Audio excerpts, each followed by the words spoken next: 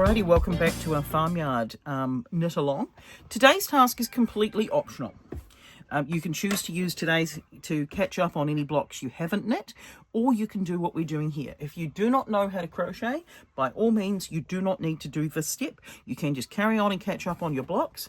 But as I said earlier, it'll become apparent as to why I have this border. This border serves two functions. One, it keeps our block nice and flat. But two, it gives us those edges of the paddocks where the farmer can't always get his machinery into.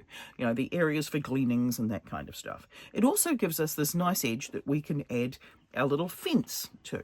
So these grey or dark grey and charcoal colours in mine here, these crochet borders are just around the edges of our blocks. These are going to create our fences when we stitch everything together. So it's going to look a little bit like boom when we stitch them together. And I say a little bit like boom because, of course, we're not complete with everything that's going into our blocks. But when we stitch them together, it's going to look like we've got farm fences in between our paddocks. That's what we're aiming for. So what we're going to do here, a 3.5mm or 4mm crochet hook is going to be fine for the job. What I've done is I've chosen to go into every stitch where there is a lower point. So in this bit here, we're coming in here. This is not the right size crochet hook, it's just the one I've got sitting on my table right now. So in coming in from the sides, I've come in to the second stitch into this gap here, all the way along to create this edge.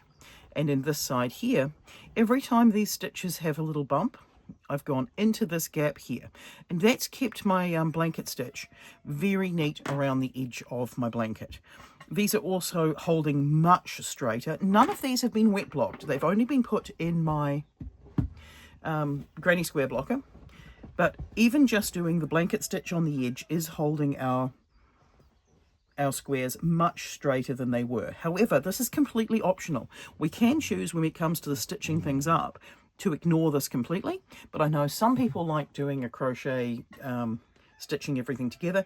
I will be doing a whip stitch because I do not like doing a crochet everything together, but I do like having the crochet border on there. The crochet border of today is completely optional and up to you. So without further ado, I will leave you to it. You can either catch up on knitting your squares so that we've got 5 of the forestry block. There's 3 horizontal, 2 vertical, 2 corners. There's 5 hay bales, and there's this one needs blocking. We've got 5 grassland blocks, and we've got the farmhouse and the barn, and of course we've got the pond block. So you can catch up on your past weeks of knitting if you like, or past days of knitting, or we can do the edges. It's completely up to you. Either way, I will see you tomorrow for the next step in our project.